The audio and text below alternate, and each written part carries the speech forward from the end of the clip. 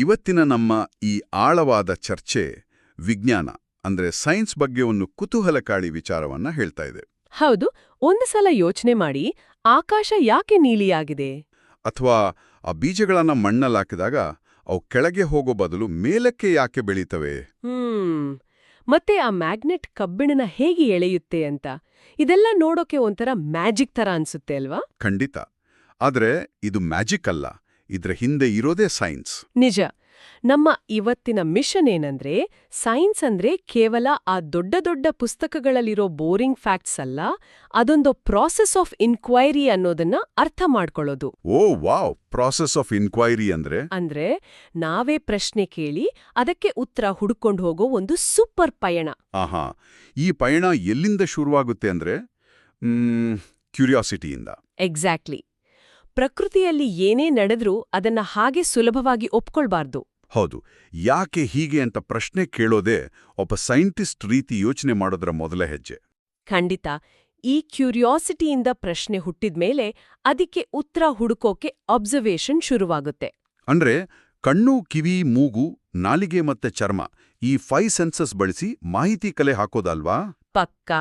ಪ್ರಕೃತಿಯಲ್ಲಿ ನಡೆಯುವ ಘಟನೆಗಳನ್ನ ಸುಮ್ನೆ ನೋಡೋದಲ್ಲ, ಅದ್ರ ಬಗ್ಗೆ ತುಂಬಾ ಎಚ್ಚರಿಕೆಯಿಂದ ಗಮನಿಸ್ಬೇಕು. ನನಗಂತೂ ಇದೇನೋ ಒಂಥರ ಡಿಟೆಕ್ಟಿವ್ ಆಟ ಆಡ್ದಾಗೆ ಅನಿಸ್ತಿದೆ. ಹೌದಲ್ವಾ? ಒಬ್ಬ ಡಿಟೆಕ್ಟಿವ್ ಹೇಗೆ ಸಾಕ್ಷಿ ಹುಡುಕ್ತಾನೋ ಹಾಗೆ ನಾವು ಪ್ರತಿಯೊಂದನ್ನು ಗಮನಿಸಬೇಕು. ಹೌದು.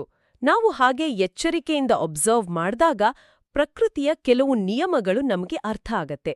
ಇದನ್ನ ಪ್ಯಾಟರ್ನ್ಸ್ ಇನ್ ನೇಚರ್ ಅಂತಾರೆ.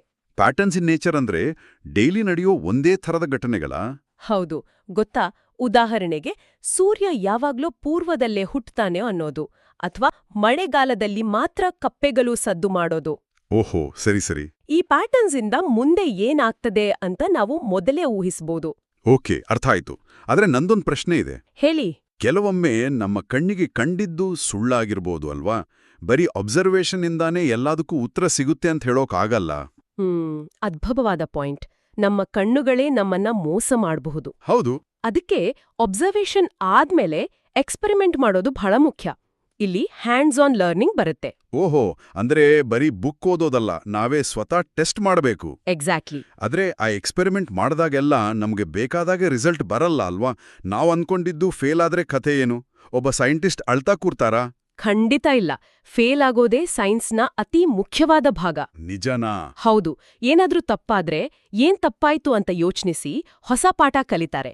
ಇದನ್ನೇ ದ ಸೈಂಟಿಫಿಕ್ ಮೆಥಡ್ ಅಂತ ಕರೆಯೋದು. ಓಹೋ, ದ ಸೈಂಟಿಫಿಕ್ ಮೆಥಡ್. ಹೌದು.